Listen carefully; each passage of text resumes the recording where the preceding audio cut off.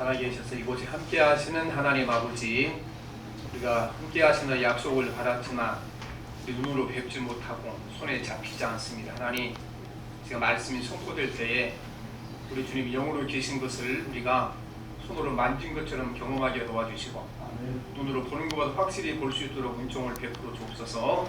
예수님의 이름으로 기도합니다. 아멘. 비행기 사고로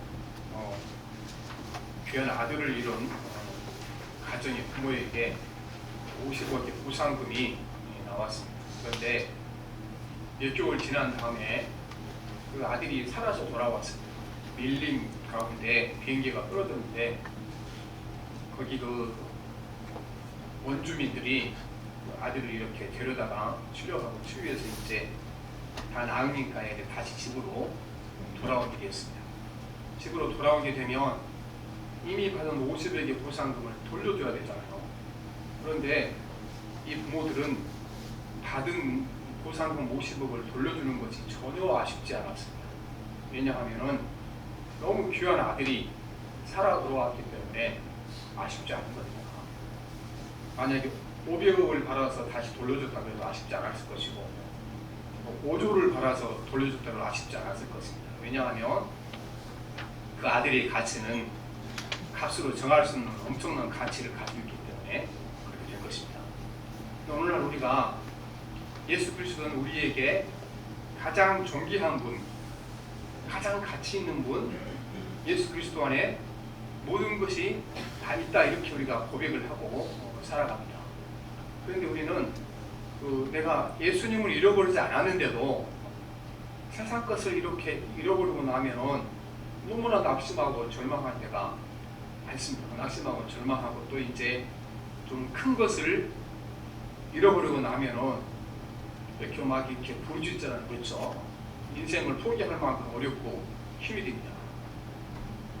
그것은 우리가 입술로 고백하는 것처럼 내 삶에 예수 그리스도가 그렇게 귀한 분이 아니라는 것입니다.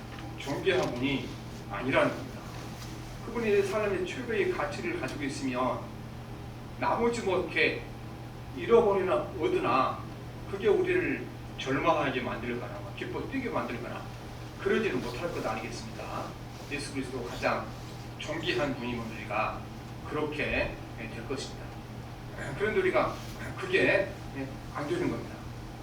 그러나 사실은 보면 우리가 그 세상 것을 잃어버렸을 때, 세상 어려움을 당했을 때, 그때가 사실은요 예수님 우리와 더 가까이 계신 거예요. 그래서 성경에 보면 하나님께서 하나님을 멀리 떠나는 백성들을 다시 하나님께 부를 때 쓰시는 방법이 있거든요. 어떤 방법을 쓰셨습니까? 주신 것을 다 거둬가셨어요. 이스라엘 백성들이 하나님을 멀리 떠나 우상을 섬기게 되면 그들을 하나님께 불러 모으기 위해 하나님 쓰신 방법이 이미 주신 것을 이렇게 빼앗아 오신 것이었거든요. 첫째는 하늘이 모처럼 만들어서 이렇게 비가 오지 않게 하셨어요. 음식이 떨어지고 양식이 없어지면 다 돌아오거든요, 그 사람들이. 그리고 이제 주변에 강한 나라를 보내셔서 침공하게 만들고 사람이 잡혀가고 죽임을 당하고 이러면 하나님께 돌아오거든요. 그리고 우리가 사실상 예수님과 가까워지고 또 예수님의 가치를 진정으로 느끼는 때는 언제나 그러면요 많은 것을 얻었을 때가 아니고 세상 것을 잃어버릴 수도 가까워지는 겁니다. 그러면 우리가 뭔가를 살아가다 잃어버리는 거, 놓쳐버리는 거, 이게 우리가 예수님 중심으로 산다 그러면 크게 문제가 되지 않습니다. 왜냐하면은 오히려 그때 주님은 더 가까이 하게 되시고 우리가 예수님의 가치를 느낄 수 있는 기회가 때문에 그렇습니다. 그래서 우리가 보면 우리 신앙생활을 하면서 가장 중요한 것이 무엇인가를 잊어버리고 살 때가 너무 많습니다. 요한계시록이 3장에 보면 솔로몬이 하나님 앞에 번제를 드린 다음에 지혜를 부하해서 얻고 그 다음에 지혜 외에 세상에 부와 영광도 주겠다 이렇게 약속하셨죠. 솔로몬이 이제 하나님을 사랑하는 마음으로 하나님께 1천 번제를 드렸습니다. 1천 번제는 그 희생 제물 1000마리를 한꺼번에 드린 거예요. 요즘도 이제 우리가 교회에서 일천 번제가 있죠. 뭐 5만 원, 만 원 이렇게 해서 천부들 하나님께 매일 그 예물을 드린 것을 일천 번제로 그렇게 하는데, 사실은 이 번제가 솔로몬이 드린 번제가 다르죠. 첫째는 뭐 솔로몬은 한꺼번에 이렇게 1000개의 제물을 드렸지 매일 하루씩 드린 건 아니니까. 그 다음에 이 제사를 드릴 때 앞절에 보면 솔로몬이 제사를 드린 이유가 나와 있는데, 하나님을 사랑하시기 때문에 제사를 드렸게 말씀하죠. 또는 우리는 되게 보면 일천번제 드리는 분들이 보면요, 세상 것을 이렇게 얻기 위한 목적을 정해놓고 정성을 드리면 하나님 뭐 주실 걸 생각하고 일천번제를 드린 분이 대부분이죠. 그래서 솔로몬의 그 번제가 우리 같은 일천번제 다른 점이 그 점입니다. 솔로몬 일천번제를 드릴 때 보면 사랑에서 듣고 하나님께서 솔로몬에게 나타나셔서 묻습니다. 너에게 무엇을 줄 거고, 기브온에서 밤에 여호와께서 솔로몬의 꿈에 나타나시니라. 하나님이 이르시되 내가 내게 무엇을 줄고 너는 구하라. 이 말씀을 듣고 솔로몬이 지혜를 구하죠. 역대하 1장 10절에 보면 주는 이제 내게 지혜와 지식을 주사 이 백성 앞에서 출입하게 하옵소서. 이렇게 많은 주의 백성을 누가 능히 재판하리하니 그랬습니다. 하나님께서 이제 솔로몬에게 칭찬하시고 지혜를 주시죠. 내가 세상의 부와 영광을 구하지 아니하고 백성을 잘 다스릴 지혜와 지식을 구하니까 내 마음이 참 기쁘다 생각했습니다. 그래서 하나님께서 솔로몬에게 구하는 것을 허락하십니다. 내가 내 말대로 하여 내게 지혜롭고 총명한 마음을 주노니 내 앞에서도 너와 같은 자가 없었거니와 내 뒤에도 너와 같은 자가 일어남이 없으리라. 그 뒤에 보면 놀라운 말씀을 하시죠. 네가 구하지 아니한 부와 영광도 주겠다고 말씀하십니다. 그래서 많은 사람들이 솔로몬의 이 기도를 부러워하고 살아갑니다. 그렇죠? 나도 솔로몬처럼 기도해서 그런 응답을 받았으면 좋겠다 생각을 하고 살아갑니다. 그런데 보면 여러분, 우리가 이 솔로몬의 이 기도 가운데 더 중요한 부분이 있습니다. 솔로몬이 기도하고 그 지혜를 받고 그 다음에 구하지 않는 세상 영광과 부를 얻었는데, 이보다 더 귀한 것이 솔로몬에게 먼저 있었다는 것입니다. 솔로몬이 그날 받은 은혜 중에 더 귀한 은혜가 솔로몬에게 있었습니다. 지혜보다, 세상 영광보다. 무슨 은혜를 받았습니까? 역대하 1장 7절에 보면 그날 밤에 하나님이 솔로몬에게 나타나. 이게 중요한 겁니다. 솔로몬이 하나님께 제사를 드렸더니 1천번제를 드렸더니 어떤 일이 일어났습니까? 하나님이 솔로몬을 만나러 찾아오신 거예요. 비록 꿈속에 찾아오시긴 찾아오셨지만 제사를 드리고 나서 가장 중요한 건 하나님이 솔로몬을 만나러 오셨고, 솔로몬이 하나님을 만난 이 사건이 더 중요한 겁니다. 세상에 사람이 하나님을 만난 사건보다 중요한 게 어디 있습니까? 그리고 이제 지혜도 그렇고 세상 부도 그렇고 어디서 왔습니까? 그날 하나님을 만났으니까 왔지. 하나님을 안 만났는데 어떻게 지혜를 구하고 세상의 영광과 부를 구하겠습니까? 우리가 이 말씀을 읽을 때 그날 하나님이 솔로몬을 만나시러 오셨다, 이게 얼마나 귀한 은총들을 깨닫지 못하고 우리가 지혜와 부만 귀한 것을 읽을 때가 많습니다.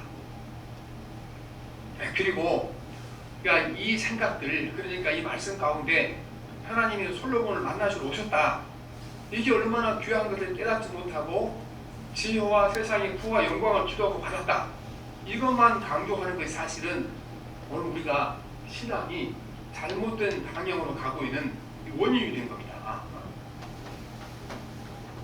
하나님이 솔로몬에게 주신 가장 큰 복은 그날 하나님이 솔로몬 찾아와서 만나주신 복입니다. 우리도 하나님께 받을 복 중에 가장 큰 복이 뭡니까? 하나님 우리 찾아오셔서 만나주시는 복인 겁니다. 신약 성경에 보면 여러 가지 예수님이 하신 일이, 놀라운 일들이 나타나 있습니다. 그러나 신약 성경 이야기 중에 가장 중요한 이야기는 하나님이신 예수님이 인간의 몸을 입고 이 세상 가운데 오셨다는 게 가장 중요한 사건입니다. 사건이 안 일어났으면 병든 자를 고치는 일도 우리를 구원하는 일도 없어질 것입니다. 일처럼 중요한 것은 없습니다.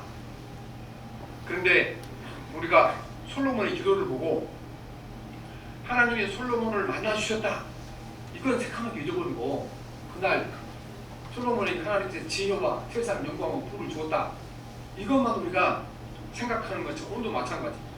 예수님이 세상에 오셔서 병을 고쳐주고 그 다음에 죽은 자를 살려주시고 이것만 우리가 생각하고 그분이 세상에 오신 이 자체가 얼마나 놀랍고 큰 축복인가를 깨닫지 못하고 살아가는 겁니다. 우리만 깨닫지 못한 것이 아니고 예수님이 오셨을 때에 2000년 전에 깨닫지 못했습니다. 거기에 성경을 연구하는 훌륭한 학자들, 매일 하나님께 경건하게 예배를 드렸던 사람들, 예수님이 세상에 오셨을 때 그분이 오신 것조차 알지 못한 겁니다. 요한복음 1장 9절부터 12절을 보면 예수님께서 세상에 오셨을 때 얼마나 홀대를 받았는가를 말씀하십니다.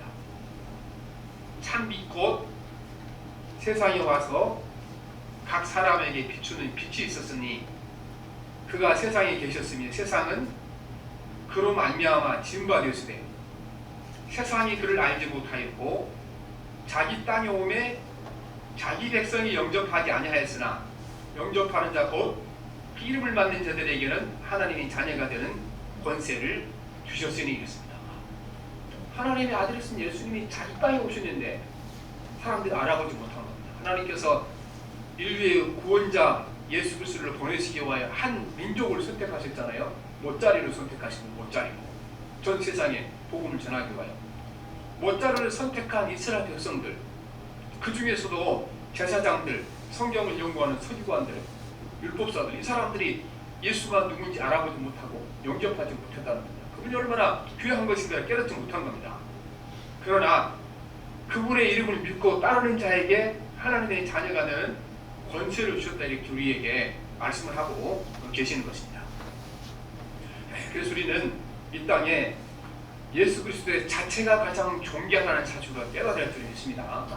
우리가 예수 믿고 뭔가를 받고 얻어서 중요한 것이 아니고 나를 찾아와서 나의 주님이 되어주시고 나와 동행하시는 예수님 자체가 우리의 가장 귀한 선물이고 가장 큰 복입니다. 근데 이거를 깨닫게 되면 세상 일을 하다가 뭘 잃어버렸다 그래서 그것 때문에 낙심하고 절망하거나 뭐가 좀 잘 된다 그래서 막 일주일 기뻐하거나 그럴 필요가 없는 겁니다. 왜냐하면 가장 귀한 분, 내 생명이신 분, 모든 것 주인 되신 그분이 나와 항상 함께하기 때문에 그게 기준이기 때문에 나머지는 기준이 안 되는 겁니다. 오늘 말씀을 보면 예수님이 우리에게 찾아오시고 그분이 우리와 함께 하시는 것, 이것이 얼마나 귀한 일인가를 설명해 줍니다. 오늘 말씀은 이제 요셉이 마리아란 여인과 약혼을 했습니다. 그런데 이제 소문이 들려오는데 이 약혼자 마리아가 지금 배가 점점 불어오는 걸 보니까 임신을 하는 겁니다. 그러니까 요셉이 이렇게 자기 얼마나 큰일이에요. 자기 약혼자가 이렇게 임신을 했으니까 이때 당시 유대의 법으로는 절대로 일어날 수 없는 일이잖아요. 율법이 이해하게 되면은 마리아는 돌에 맞아 죽어야 됩니다. 그런데 뭐 요셉도 그런 마음이 들었겠죠. 요셉도 그 배신감 때문에 나도 이렇게 돌에 맞아 죽도록 저를 고발하고 싶다 그런 생각이 들었겠죠. 그러니까 성경에 보면 착한 사람들이 그런 갈등 없이 선한 성격이 있다고 생각해서 안 됩니다. 다 그런 갈등이 있습니다. 그런데 기도하고 선택을 한 겁니다. 그래도 이제 내가 한때 사랑했던 사람이니까 그리고 돌에 맞아 죽게 하고 싶지 않다. 그래서 조용히 관계를 끊고자 이제 많은 갈등 가운데 결정한 겁니다.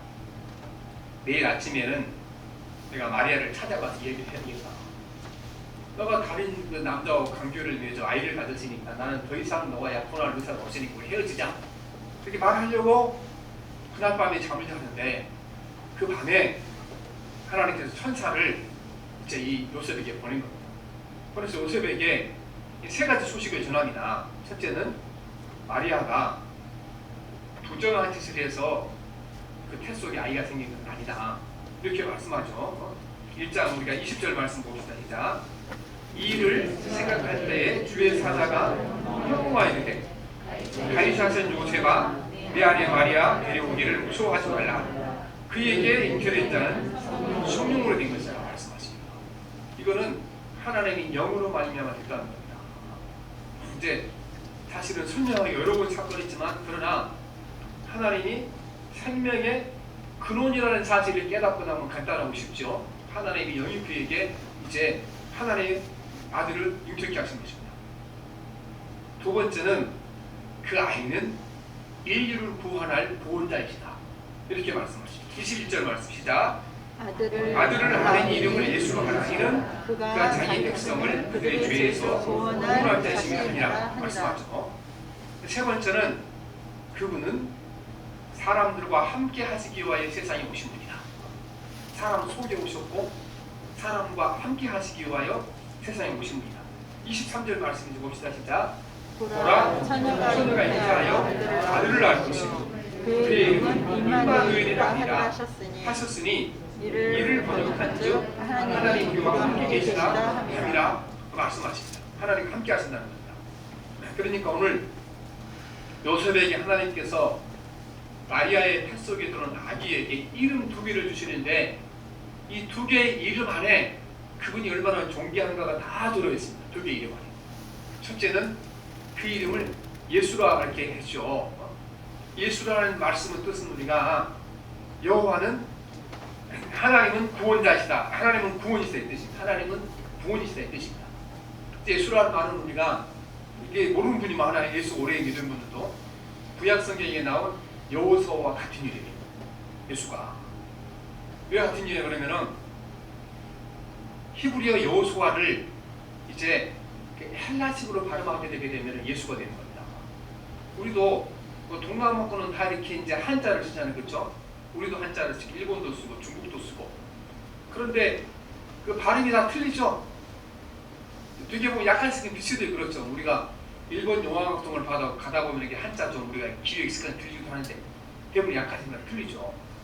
발음이 다 달라요. 그래서 이 여호수아를 이제 헬라식으로 발음하면 예수가 되니까 같은 뜻입니다. 하나님은 구원이시다. 그렇습니다. 그래서 이 예수 그리스도는 구원이시다. 모든 인간들을 구원하시는 구원이시다 그 말씀. 우리가 다 지금 구원자를 기도하잖아요. 모든 사람들은 별에서 구원주시기를 기다리고 또 인생이 어려운 사람들 어려운 삶에서 벗어나기를 기다리고 또 많은 사람들은 최종적으로 인간의 귀에서 기다리고 있는 것이 죽음이잖아요. 죽음에서 구원받기를 기다리고 이렇게 하는 겁니다. 두 번째 이름은 임마누엘이라고 그랬습니다. 그냥 이것은 우리가 입술에 떠올리기만 해도 마음이 은혜가 되는 그런 말씀입니다. 임마누엘이라고. 하나님이 우리와 함께 하신다. 이보다 더 유리한 소리가 어디 있습니까? 하나님 우리와 함께 하신다. 이것은 구원을 이루기 위하여 하나님이 사람의 몸 이 땅에 사람 속으로 오시는 거죠. 그 세상을 구원하시는 예수 그리스도가 사람을 구원하기 위하여 땅에 오셔서 우리를 구원하셨던 그 말씀인 것입니다. 땅에 오시지 않고는 우리와 함께하지 않고는 구원할 길이 없는 겁니다. 큰 불이 일어나서 그 불 가운데 사람들이 있습니다. 그러면은 본인의 힘으로 불 가운데 나오지 못할 사람을 구하는 길은 한 가지밖에 없죠. 불 가운데 들어가서 구원해낼 사람이 있어야 구원받는 거 아니겠어요? 세상 모든 사람이 다 이 불 가운데 있는 사람과 마찬가지입니다. 이게 스스로 불 가운데서 나올 수 없는 사람과 마찬가지입니다. 왜냐하면 모든 인간들은 범죄함으로 말미암아 지옥의 불에 들어갈 수밖에 없는 사람이니까 구원할 수 없죠. 우리가 불 가운데 있는 사람을 구원하기 위해서 이제 소방대원들이 들어가잖아요. 소방관이 장비를 갖추고 들어가서 목숨을 걸고 들어갑니다. 근데 소방대원도 너무 위험해서 못 들어간 곳이 있죠. 그럴 때 어떤 사람 중에는요, 부모나 형제나 자식이나 이런 분들이 소방대원도 못 들어가는 곳들 들어갑니다. 구원하기 죽을 걸 알고 이렇게 들어가게 되는 거죠. 여러분, 예수님이 세상에 오셨다는 것은 똑같은 겁니다. 이거는 들어가면 자기도 죽을 줄 알지만 북구동에 들어간 것처럼 들어온 거죠. 예수님께서 우리를 구원하기 위해 세상에 오시게 되면 자신이 죽을 수밖에 없다는 사실을 알고 세상에 오신 것입니다. 그리고 거기에 들어가지 않으면 불 속에 있는 사람을 구원하지 못하는 사실을 아시고 이 땅에 오실 수밖에 없었던 것입니다. 그런 예수님이 우리와 함께 하시기 위하여 임마누엘, 하나님 우리와 함께 하시기 위하여 세상에 오셨다는 사실보다 중요한 사실은 없는 것입니다. 그 이름이 임마누엘이라 하리라 하셨으니 이를 번역한즉 하나님 우리와 함께 계시다 함이라. 하나님 우리와 함께 하시기 위하여 사람의 몸을 입고 죽을 걸 아시고 우리에게 오셨다는 사실보다 중요한 것은 없는 겁니다. 우리가 이렇게 예수 그리스도가 나에게 찾아왔다는 사실보다 귀한 것은 없다.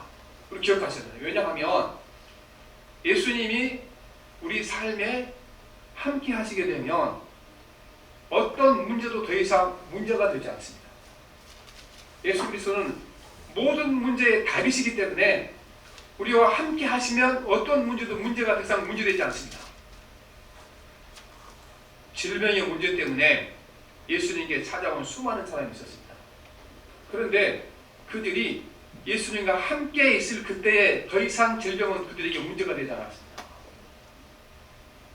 마태복음 15장 30절에 보면 많은 무리가 걷지 못하는 사람과 지체를 잃은 사람과 눈먼 사람과 말 못하는 사람과 그 밖에 아픈 사람을 많이 데리고 예수께로 다가와서 그 발 앞에 놓았다. 그러자 예수께서는 그들을 고쳐주셨다.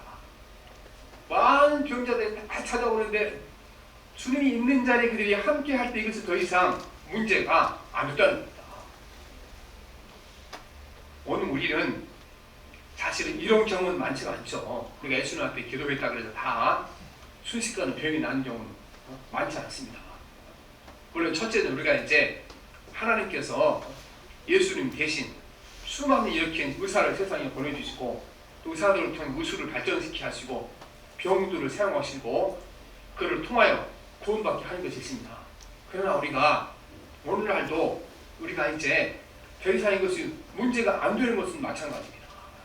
우리는 예수 그리스도 이 땅에 오셔서 그분이 십자가에 지고 부활하셔서 그를 믿는 자에게 구원과 영생이 있다는 사실을 알고 있습니다. 내가 죽어도 그의 이름으로 구원받고도 알고 있습니다. 그러므로 예수님이 나와 함께 하실 것이며 내가 죽은 후에도 내 영혼을 주님 나라로 이끌어 가시고 이걸 믿는 사람들에게 병이 문제가 되지 않습니다. 주님과 나와 동행하면 문제가 되지 않습니다. 우리는 죽음의 문제 앞에서도 그분이 함께 하시면 더 이상 문제가 되지 않습니다. 많은 사람들이 죽음의 문제 앞에 섰을 때 주님이 그 자리에 나타났을 때 그 문제가 더 이상 문제되지 않았습니다. 백부장이 그 아이가 자기 아들이 죽었을 때 예수님이 그 집에 갔을 때 더 이상 죽음이 문제되지 않았고 아이가 살아났습니다. 나인성 과부가 이제 자기 청년 아들이 죽었을 때 생명이 메우고 나가는데 큰 슬픔에 잠겼는데 그 앞에 예수님이 함께 하시고 동행하셨을 때 그 자리에 예수님이 계셨을 때 더 이상 죽음은 문제가 되지 않은 겁니다. 그는 죽음에서 일어나고 살아났습니다. 나사로가 죽어서 무덤 가운데 4일 동안 있었지만 주님이 무덤 앞에 섰을 때 더 이상 죽음은 문제가 되지 않은 겁니다. 죽음에서 거저되신 것입니다. 여러분 오늘도 우리가 마찬가지입니다. 이 사람들은요 이때까지만 해도 예수 그리스도가 죽음에서 살아나신 부활을 보지 못할 때예요. 부활을 보지 못했으니까 그분이 살려주심만은 고침을 받았는데 우리는 예수 그리스도의 부활을 알고 있는 것입니다. 그를 믿는 자에게 부활이 있다는 사실을 아는 사람들에게 죽음 이후에도 주님이 나와 동행할 것을 아는 사람이 문제가 되지 않죠. 이 세상에는요 죽은 다음에 나와 동행해 줄 자는 아무도 없습니다. 동행해 줄 자는. 그래서 이제 우리가 죽은 다음에는 사람보다 돈이 낫다고 합니다. 왜냐하면은 이제 사람은 어디까지 죽은 사람 따라갈 수 있습니까? 무덤 앞에까지 갈 수 있어요. 그런데 돈은 무덤 속에까지 들어간다는 겁니다. 사람들이 노잣돈을 쓰라고 무덤 속에다 돈을 넣어주잖아요. 무덤 속에다가. 사람은 무덤 앞에 가면 끝에 더 이상 못 들어가요. 그러나 여러분 우리가 무덤 속에 들어간 그 자리에도 주님이 동행하시기 때문에 언젠가 주님이 재림하실 그날에 무덤에서 일어날 줄 믿습니다. 그러니 주님이 나의 삶이 함께 하시고 내가 죽은 이후에도 내 영혼과 함께 하시기 때문에 죽음이 문제가 되지 않는 겁니다. 예수님이 태풍을 만난 사람들 예수님이 그 배 안에 계셨기 때문에 문제가 되지 않았습니다. 배고픈 사람들 주님이 함께 하셨을 때 문제가 되지 않았습니다. 임마누엘, 하나님이 나와 함께 하시면 세상의 모든 문제가 더 이상 문제가 되지 않을 줄 믿습니다. 그래서 우리가 주님이 임마누엘, 나와 함께 하시기 위하여 세상에 오셨고 나와 함께 하시기 위하여 십자가에 죽으시고 부활하셨다, 이 사실을 묻는 사람에게 더 이상 문제가 안 되는 겁니다. 우리는 가장 사모하고 간절히 내가 원해야 할 일이 뭡니까? 주님의 약속들은 나와 함께 임마누엘 해주시기를 우리가 가장 사모하고 원하는 겁니다. 하나님 우리와 함께 하셨다. 살아계신 하나님 나와 함께 하신 것보다 더 든든한 일이 어디 있습니까? 이보다 더 안전한 일이 어디 있습니까? 예수님께서는 승천하신 후에도 우리와 함께 하셨다고 말씀하셨습니다. 예수님이 십자가에 죽으시고 떠나신 것이 더 유익이라고 말씀하셨죠. 십자가에 죽으시고 떠나시기 전에는요, 예수님이 이제 한정된 장소에만 함께 하셨잖아요. 그렇죠? 육자가 계신 곳에만. 십자가에 죽으시고 부활하신 이후로는 이제 한정된 장소에만 우리가 동행하신 것이 아니고 어디에 있든지 무엇을 하는지 주님이 항상 우리가 동행하게 되는 겁니다.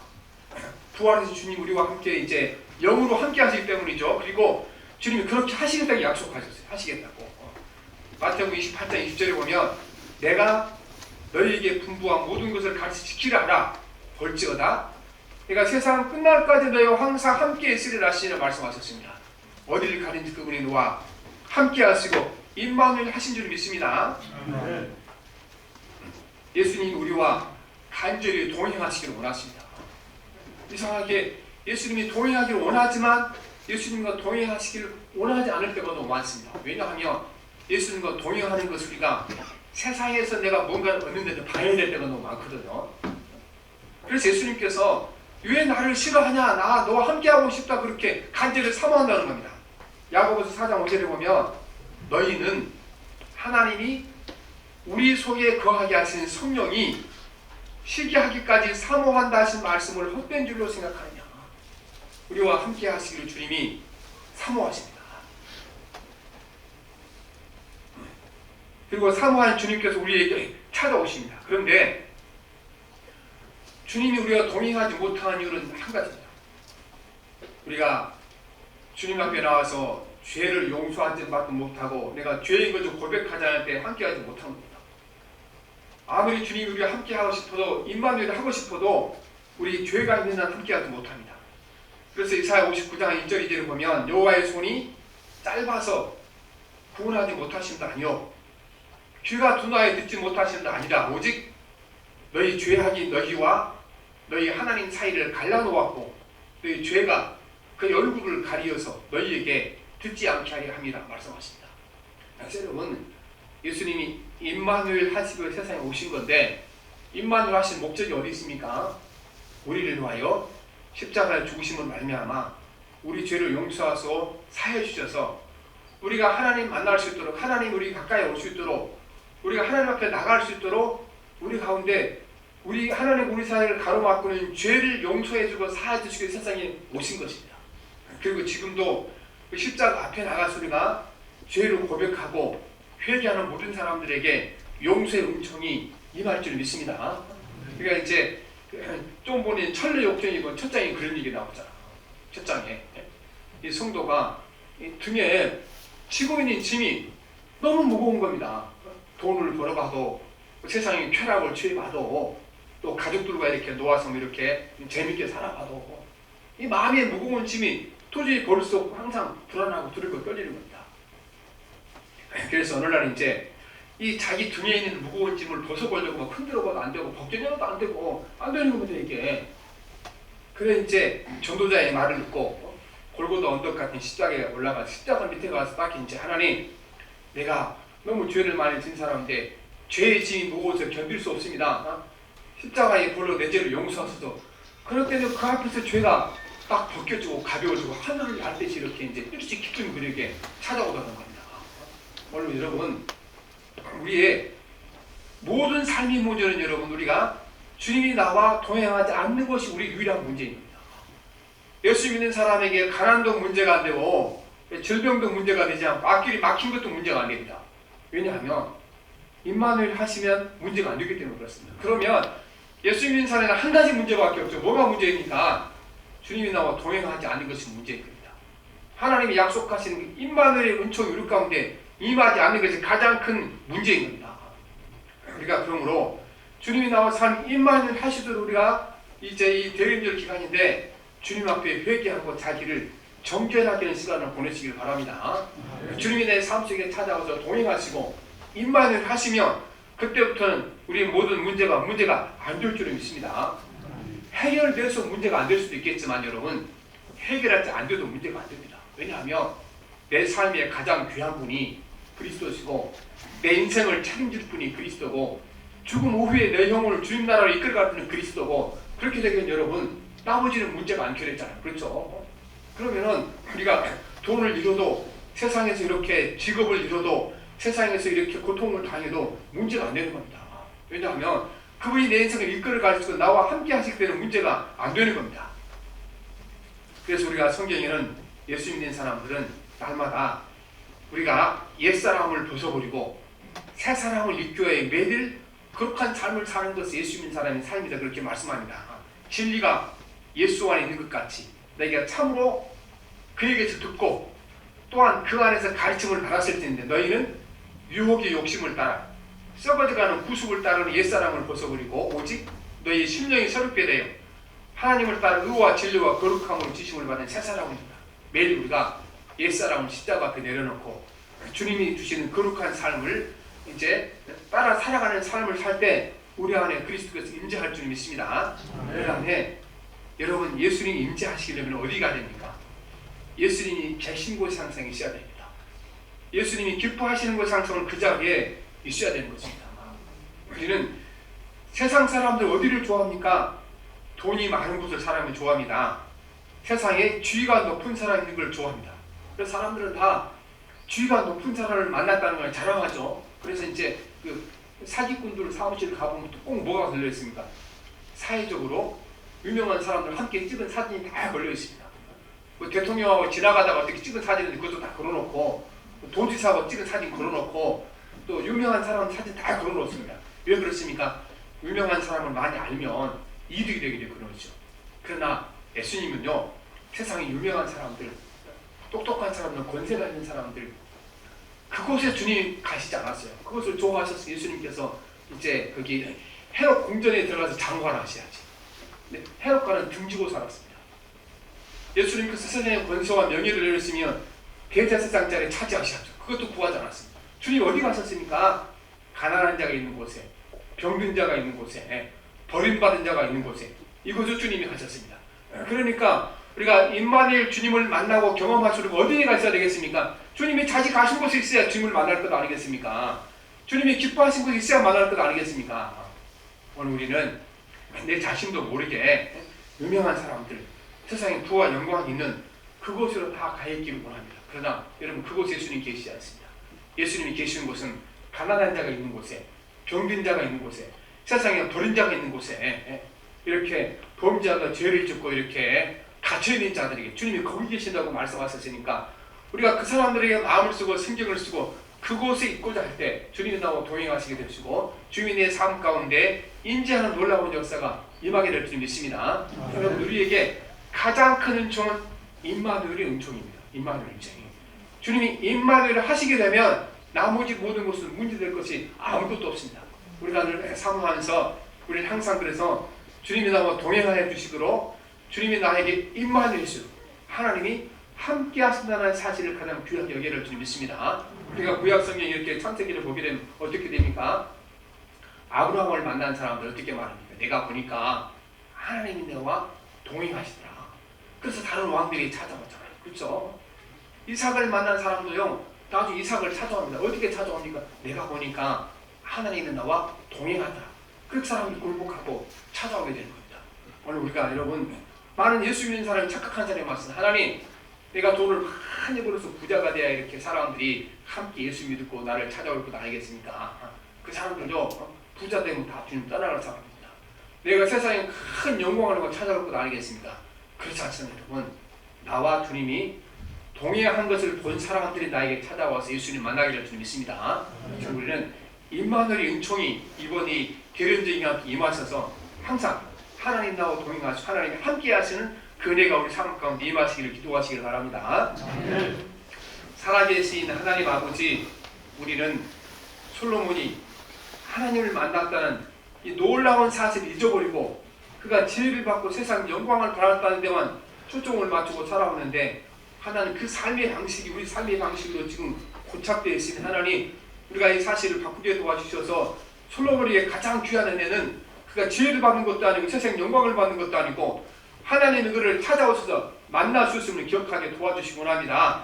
살아계신 하나님 아버지, 오늘 우리가 예수 그리스도가 우리에게 찾아오시고 나를 만나주신 것처럼 귀한 복이 없음을 깨닫게 도와주시니 감사합니다. 임마누엘 하여 주시기 원합니다. 하나님 아버지, 주님이 나와 함께 하시도록 십자가에 죽으시고 우리를 구원해 주신 하나님 아버지, 우리가 매일 옛사람 십자가에 못 박고 예수 그리스도 닮아 새 사람이 되게 역사하여 주시옵소서. 하나님, 오늘 우리가 세상에 잘나간 사람들이 만나는 걸 자랑하고 살아왔습니다. 또 세상에 높은 사람을 만나는 걸 자랑하고 살아왔습니다. 하나님, 그러나 그곳에 주님 계시지 않는다는 사실을 생각하게 도와주옵소서. 주님이 병든 자가 있는 곳에, 약한 자가 있는 곳에, 버림받은 자가 있는 곳에, 세상에 실수하고 죄를 저질러 옥에 갇힌 자들에게 주님이 함께 하신다고 말씀하셔서는 내가 거기 갈 때 나와 주님이 동행하시고 함께 할 줄 믿습니다. 주님이 계신 곳에 나도 있게 하여 주시옵소서. 예수님 이름으로 기도합니다. 아멘. 우리 170장 찬송합니다.